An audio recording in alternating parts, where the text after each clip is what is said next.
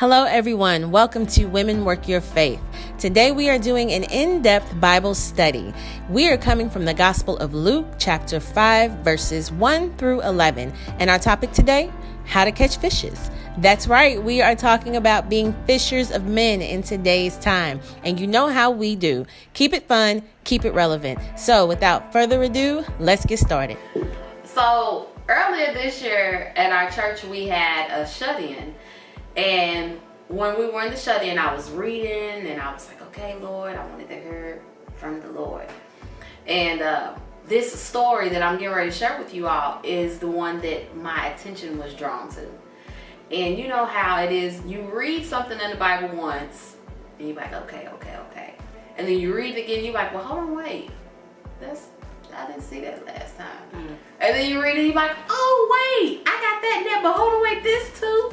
So I had a whole moment of that, probably like 3, 4, 5 times while I was in there, because every time I was reading it, God was giving me something else from Peter's experience with Jesus and how it could be a help to us. So what was this experience with Jesus? So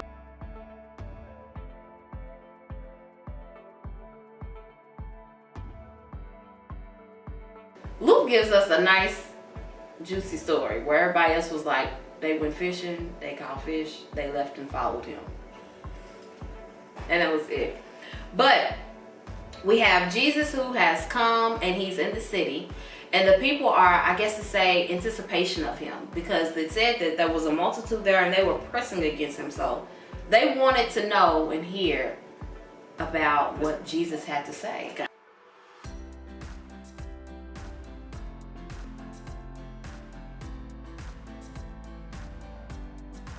But with all that going on around, Jesus takes note of the boats and says, I'm going to go to the boat and I'm going to preach to the people from the boat. He's a man of strategy. He was smart. Mm-hmm. He was so smart.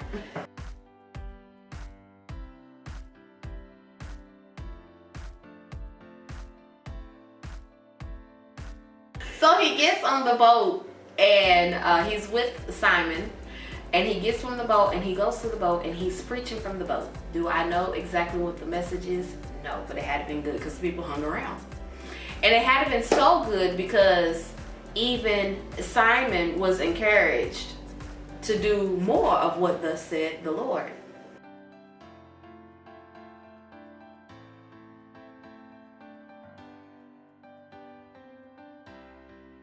People are like either pro Peter or kind of judgy and hard on him too when they talk about him, because you know he denied Jesus. I think that like the people get offended like he denied them. Then they get mad at Peter because he started sinking when he was walking on water. So sometimes when you hear people talk about Peter, they kind of judge him a little harshly. Really hard on him. But there's a lot to be learned. He has a lot to offer. Mm-hmm. He does. And if you think about him, he's more of a reflection of us than we like to give him credit for. Mm-hmm. So after Jesus finishes ministering into all the people, he tells Simon, launch out into the deep. And I'm going to stop there because that right there was so good to me.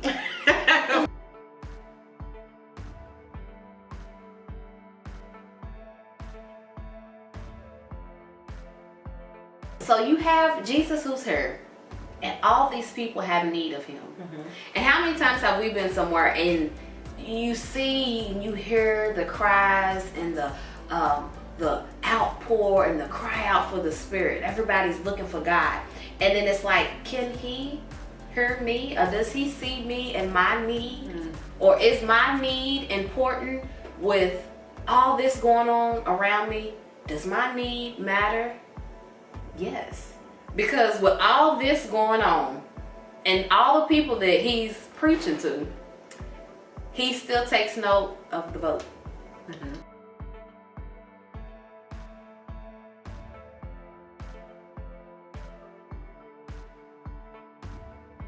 Simon's response is like, I already did that. You know, that's why I was cleaning my nets. I don't know if he was like me, but I was like, I just cleaned my nets. I don't have to clean them again. Well, he had the typical us response. Why don't you pray, Sylvia? Or why don't you go around the corner again? I just came from there. I just did all of that.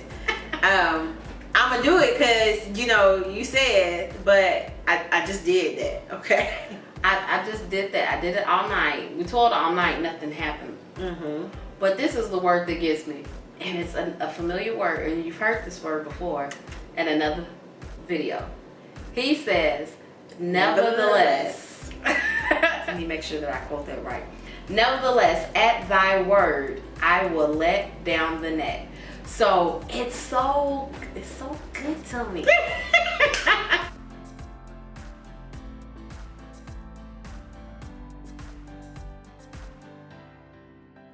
This right here shows how good it is when you get to the nevertheless. Because he says, nevertheless, at thy word, I'm gonna let the net down. Now, it don't make no sense to me, but I'm gonna listen to you. Mm-hmm. I'm gonna do what you said. We need to get there. I don't know. I did this, but you said it, so I'm gonna do it. The same response that Jesus gave in the garden. Nevertheless, Lord,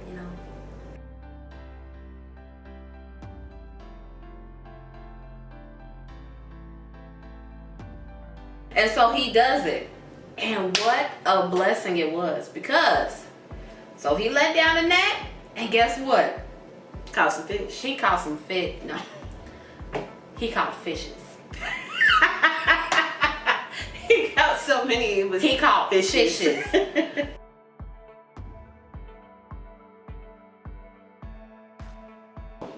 Everybody should know. If you don't, I don't care if you have 1, 2, 3, 4, 10, 20 fish. It's fish.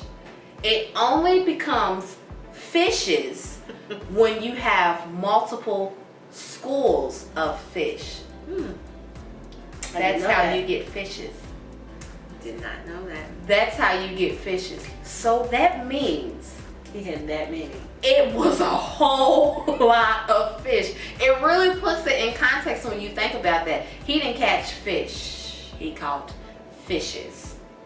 And when we do things God's way, we catch fishes. And I'm gonna come back to this point because this point, it's a good point.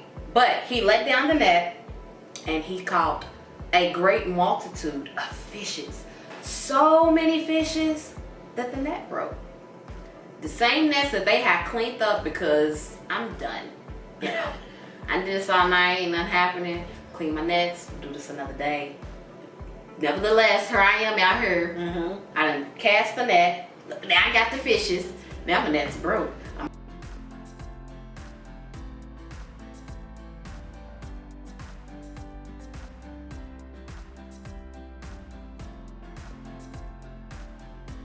Now I got all these fishes. My net's broke. I'm gonna need some help. Come help me.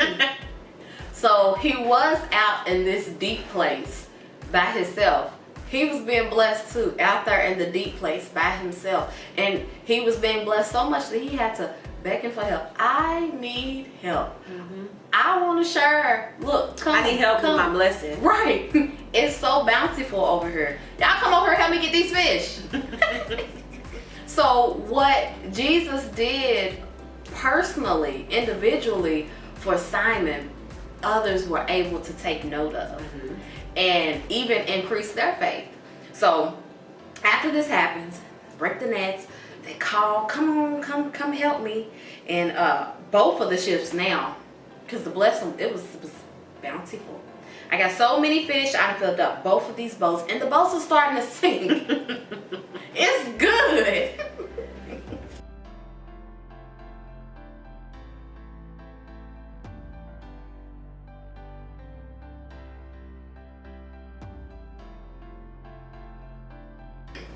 So after he has experienced the letting down of the net and the blessing of the fishes, he's like,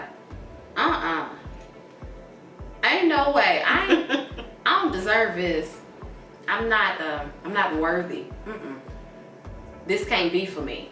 Like, even we find ourselves in places like that. Lord, this is too much. I'm not worthy of this. I don't qualify for this. Not me. Even though he really had everything that it took to be the qualified person, because he was willing and obedient and let down the net. And that right there, that's the beginning. And that's the good part. Simon was willing and obedient, and in his obedience unto God, with the nevertheless, he lets us know that it's not about what we think and what we see, but what God sees in us. Because Jesus, obviously, where Simon thought that he wasn't sufficient, when Jesus saw him by the boat in the background, right, he knew that was the right person to go to. He knew who he was there for, and he tended to him.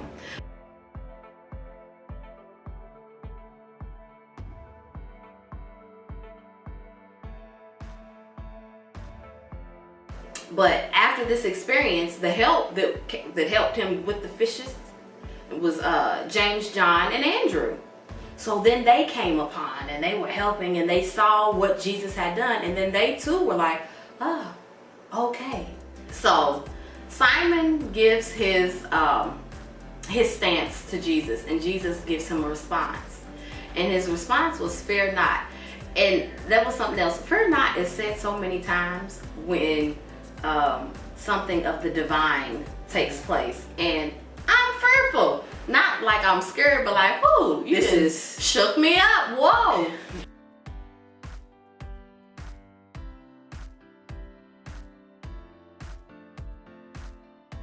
Jesus says, fear not. From henceforth thou shalt catch men.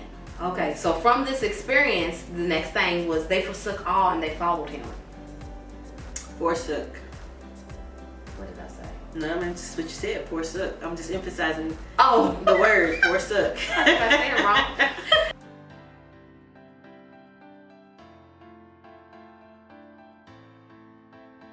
And y'all remember I said I was going to go back to the fish and the fishes.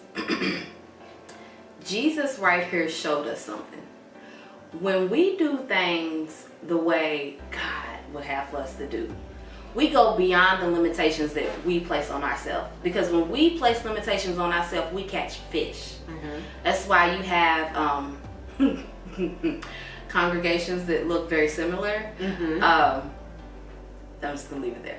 But when we do things God way, we can go beyond just fish, and we can catch fishes. We can catch black fish, white fish, poor fish, smart fish. You know, whatever it is, God shows us how to reach the multitudes and takes the limitations off the fishing. So, speaking of your multi-ethnic, extremely diverse and abundant fish congregation, Fishes.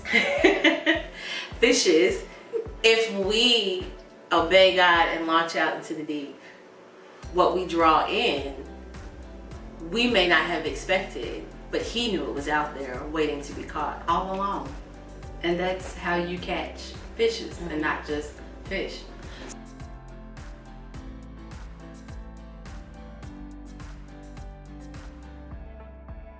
So as Kenisha was talking, I was thinking about when he told Simon, we want to call him Peter, but he was Simon at this point. He's Simon. He told him to launch out into the deep so you can catch some fish.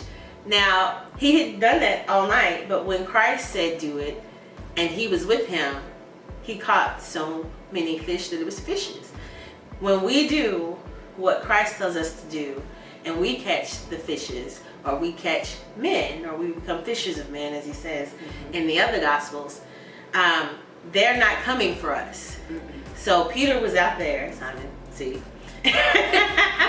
He was out there all night and nothing, he caught not a thing, right? He cleaned it out. No thing. A non-catching net. Was it dirty? Right, you didn't do nothing. But when Jesus was there, all of a sudden the fish were there because they were there for him. And for us, when we are working in the ministry, I had this whole epiphany while she was talking, y'all. When we launch out into the deep, like in her case, having the new church, or some of us, or some of you are starting a ministry or working in a ministry or doing outreach, when you launch out into the deep, the fishes are drawn, but they're not drawn to you. They're drawn to Christ who is with you. Right. And that is the difference in what you catch in your net.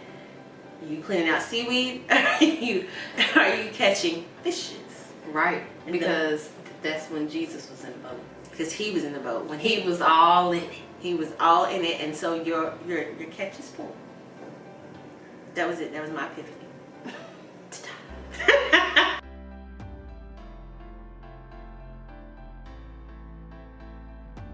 So while this is just the story of Simon and the 4 disciples coming about, when I initially read it, it was how to catch fishes, not fish.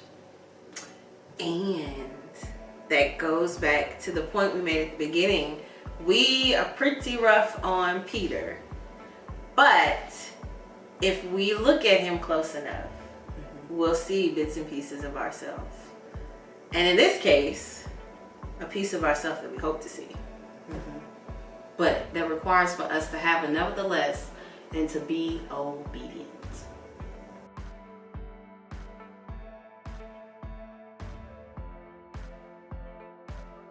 Make sure you hit that like button down below.